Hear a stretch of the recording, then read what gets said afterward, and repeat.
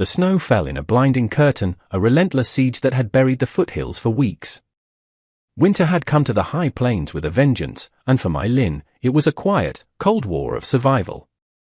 In her world, a dilapidated line shack leaning against the wind, warmth was a currency more precious than gold. She huddled by her small, sputtering fire, the icy air clawing at the thin fabric of her worn coat. Her only companion, a sturdy pony named Bao, stood nearby, his breath pluming in the frigid air.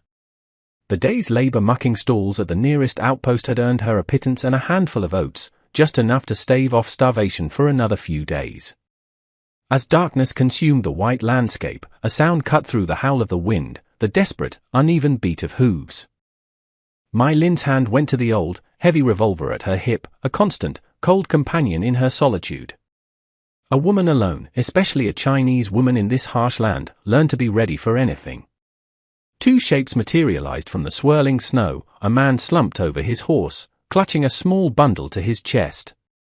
The horse, nearly spent, stumbled to a halt at the edge of her firelight. Help, the man's voice was a ragged whisper, nearly lost to the storm. Please, my daughter. Mai Lin's grip on her pistol tightened. Sympathy was a trap she had learned to avoid. That's far enough, she called out, her voice sharp and clear. State your business. The man swayed in the saddle. The firelight illuminated a face etched with exhaustion and fear. But it was the bundle in his arms that gave her pause, a little girl, no older than 7, her face flushed with fever. She's sick, the man rasped, his voice breaking. The blizzard, it came on too fast. We just need a place to wait out the storm. A fire. Please. Every instinct screamed at Mai Lin to send them away. Trust was a luxury she could not afford. Men in this land took what they wanted, leaving nothing but ruin behind. But then the child coughed, a weak, rattling sound that pierced Mai Lin's hardened heart. She looked at the man again.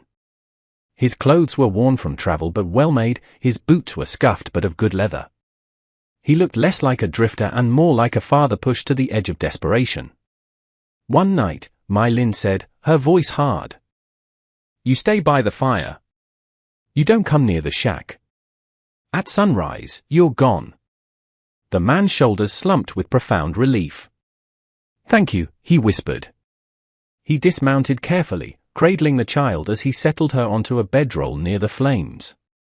The little girl whimpered, her eyes fluttering but not opening. Mai Lin watched from a distance, her hand never straying far from her weapon. She had just let strangers into her camp, a mistake that in the West could cost a person everything. The fire was a fragile truce in the vast, frozen wilderness. Mai Lin sat on an old crate, her back to the shack, her gaze fixed on the newcomers. The man hadn't moved, his entire focus on the small girl shivering under his coat. What's her name? Mai Lin asked, her voice cutting through the silence. The man looked up, startled. "An Li," he said quietly. Mai Lin gave a curt nod. The child coughed again, a pained, harsh sound that made the man flinch. He touched her forehead, his jaw tightening. The fever is worse, he muttered to himself. After a moment's hesitation, Mai Lin stood.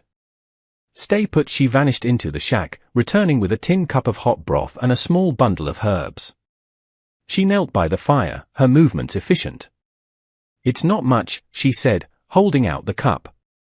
But it's hot. The man stared at her, then at the offering. I don't know how to thank you. Don't, she replied flatly. Just take it. He accepted the cup, their fingers brushing for a second. Mai Lin pulled back as if burned, retreating to her crate. He coaxed the child to take small sips of the broth, his touch gentle and sure. What do I call you? He asked after a long silence. The man hesitated. Ronan. Where were you headed in a blizzard, Ronan? To the town of Redemption, he answered, his voice guarded. We had no choice. There was a story there, one he was not telling, but Mai Lin didn't press. Everyone out here had secrets. Redemption is a hard ride from here, especially in this snow, she said. You were lucky to find this place. Lucky, Ronan repeated with a bitter, fleeting smile. Anneli's breathing grew shallow, and my Lin knew she couldn't just stand by. She needs the fever brought down, she said, her tone leaving no room for argument. She scooped snow into a bowl, melting it just enough to make the water bitingly cold.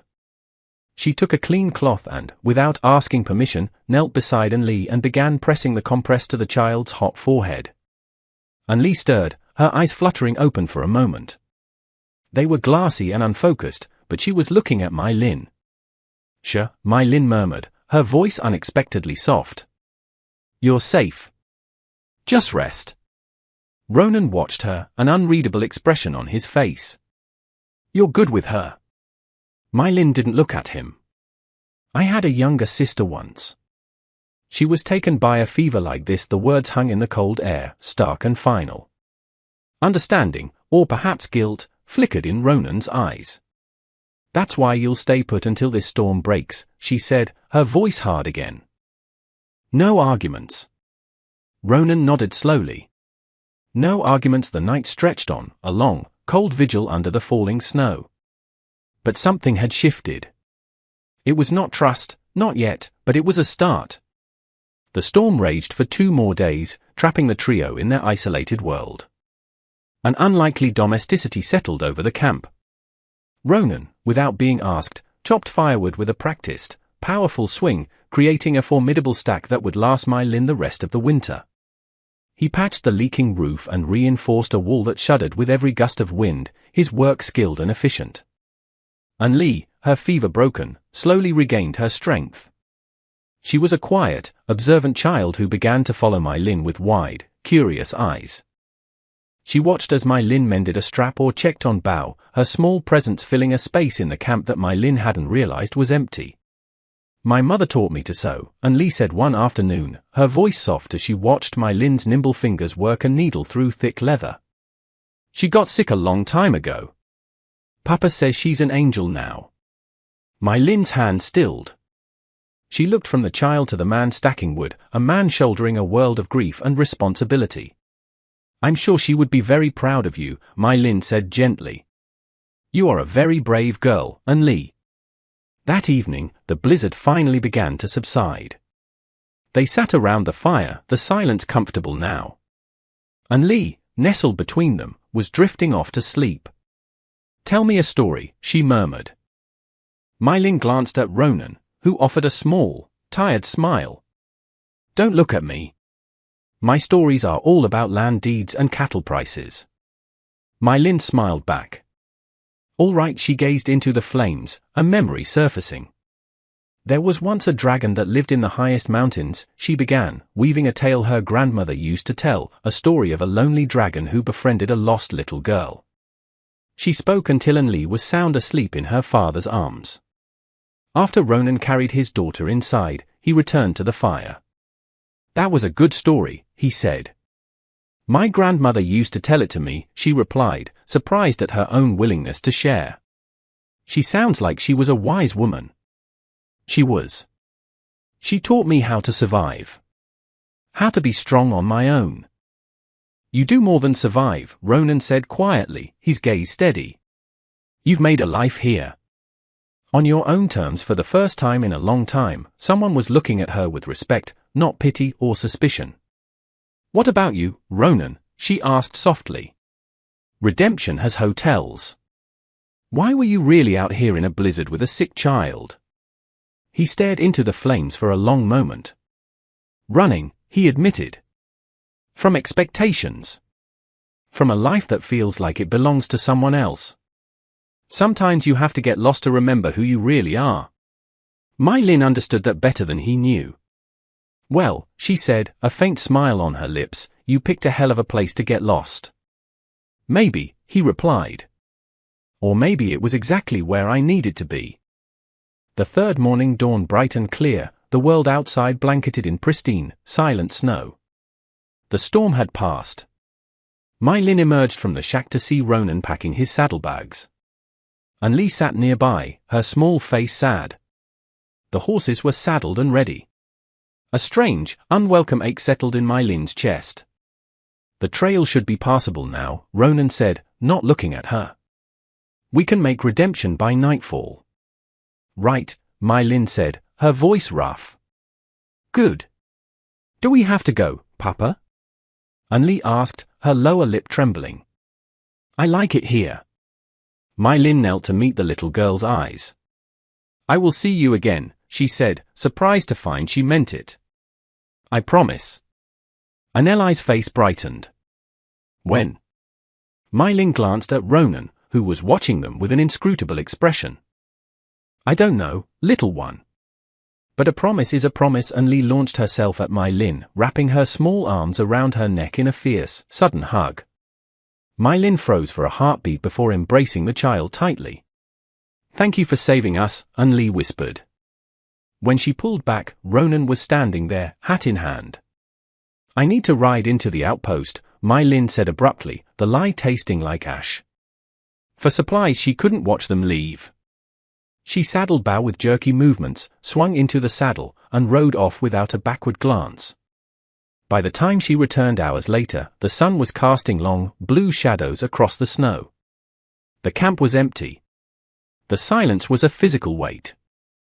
The fire was banked, the woodpile neatly stacked, and the patched roof looked strong and secure. They were gone. Then she saw it, a small, cloth-wrapped bundle on the flat rock she used as a table. Inside was a heavy leather pouch filled with more coins than she had seen in her entire life. Beneath it lay a folded note. For the shelter, the kindness, and the reminder that decency still exists. This is not charity, but payment for a debt. You saved more than our lives. If you ever find yourself in need, come to the Phoenix Trading Company in redemption. Ask for me. Ronan Sterling. My Lin stared at the name. Phoenix Trading. The largest mining and railroad operation in the entire territory. The man who owned it, Ronan Sterling, was a legend, a phantom of wealth and power. He wasn't just a gunslinger, he was an emperor. And she had given him broth and herbs, never knowing she was sheltering one of the wealthiest men in the West. She sank onto her crate, the note clutched in her hand, the quiet camp suddenly feeling unbearably lonely. 3 weeks crawled by. My Lin tried to slip back into her old life, but the camp felt haunted by the memory of a little girl's laughter and a man's quiet respect. She hid Ronan's money away, unable to touch it. Pride was a bitter meal, but it was all she had. Then her world crumbled. Bao, her pony, began to limp. The stable master delivered the grim news. A bad sprain, deep in the tendon. He'll need months of rest. No work without Bao, her livelihood was gone. A few days later, her mucking job was given to a cheaper hand. By the end of the month, her food was nearly gone, and the relentless winter showed no signs of abating. One morning, desperate, she walked the miles to redemption, seeking any work she could find. She was sitting on a bench, defeated, when the postmistress called her name, holding out a thick, cream-colored envelope sealed with a wax phoenix. Her heart hammered against her ribs as she broke the seal. Miss My Lin, the Phoenix Trading Company is seeking a territory representative to oversee our new community outreach initiatives. Your name has been personally recommended for this position, which involves distributing resources to remote settlements. The position offers a competitive salary and lodging. Please present yourself at our main office at your earliest convenience. Respectfully, Ronan Sterling. Pride warred with desperation. It felt like charity, a handout from a rich man. But then she thought of Bao, of her empty cupboards, of the brutal cold. This wasn't charity, it was a lifeline. Taking a deep breath, she crossed the street and walked into the imposing brick building of the Phoenix Trading Company. It was time to find out what came next. The inside of the Phoenix Trading Company was a different world, one of polished wood and quiet efficiency. A sharp-eyed woman in her 50s named Mrs. Gable greeted her warmly. Miss Lin, we've been expecting you. Mr. Sterling spoke very highly of you. He did? My Lin asked, taken aback. He said you were resourceful, honest, and had more integrity than his entire board of directors, Mrs. Gable said with a smile. He's away on business, but he insisted we get you situated. The job is real, and it's important. You'll be helping families who have been forgotten. The salary was staggering, more money than she could have earned in 5 years. This was a real job, a chance to build a life, not just survive. My Lin signed the papers, a tremor in her hand. For the first time, she felt a flicker of hope. That hope was nearly extinguished a week later. Mrs. Gable burst into her new, small office, her face pale. "We have a problem. Someone's been embezzling from the community fund, and the ledgers have your signature on the transfers." My Lin's blood ran cold. "That's impossible." "I know," Mrs. Gable said. "But Duncan Croft is presenting it to the board tomorrow. He's calling for your termination and for criminal charges." Croft was one of Sterling's senior managers, a man who had looked down on My Lin from the moment she arrived. He had waited until Ronan was gone to make his move. "Where is Mr. Sterling?" "In Denver. He won't be back until after the meeting." "What do I do?" My Lin asked, the familiar weight of injustice pressing down on her. Mrs. Gable's expression hardened. "We fight," she said, rolling up her sleeves. "We have until 9 a.m. to prove your innocence. Let's get to work." They worked through the night, poring over ledgers and transaction records. It was a careful frame-up, but the forger had made mistakes. At 3 a.m., My Lin found it. "Here," she said, her voice hoarse. "A transfer with my signature, dated 2 weeks before I was even hired." They found more discrepancies, transfers made on days she was miles away in the field, with signed witness statements to prove it. The final piece was a shell company the funds had been funneled to, a company they traced to Croft's own brother. By dawn, they had their proof. My Lin walked into the boardroom with her head held high, Mrs. Gable at her side. Duncan Croft stood at the head of the table, smug and confident. "Gentlemen," he began, "I have uncovered a serious pattern of theft by our newest employee, Miss Lin." "That's a lie," My Lin's voice cut through the room. She dropped a stack of ledgers on the table. "You're the thief, Mr. Croft. And I can prove it."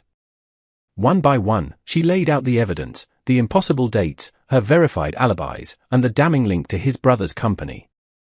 The color drained from Croft's face. The room fell silent, the board members staring at him in disbelief. As he made a panicked move for the door, it swung open. Ronan Sterling stood in the doorway, his presence commanding the room.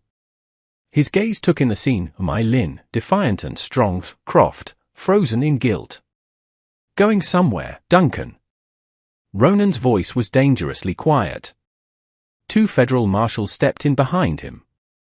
As they led a sputtering Croft away, Ronan turned to the board. "The meeting is adjourned." "Miss Lin's innocence is beyond question," the board members filed out, leaving My Lin and Ronan alone. "You didn't need me to save you," he said, a warm light in his eyes. "No," she agreed, a tired smile touching her lips. "But I'm glad you came anyway. Mrs. Gable's telegram reached me late last night. I rode straight through. I never doubted you for a second, My Lin. I know who you are." He stepped closer. "I know you shared your fire when you had nothing. I know you saved my daughter. I know you survived on your own through sheer will. I know enough." The job was still hers, he said, if she wanted it. "I want it," she said without hesitation. "I want to make a difference." 2 years later, My Lin stood at the opening ceremony for a new school in a remote mountain settlement, a project she had overseen from start to finish. And Lee, now 9, cut the ceremonial ribbon to the sound of cheers. Ronan stood beside My Lin, his quiet pride evident. And Lee ran to them, hugging them both. "Are you two ever going to get married?" And Lee asked with the blunt honesty of a child. "Or do I have to keep dropping hints?" My Lin blushed, and Ronan coughed awkwardly. But as their eyes met over Anneli's head, a shared smile passed between them. Some things, they both knew, were worth the wait.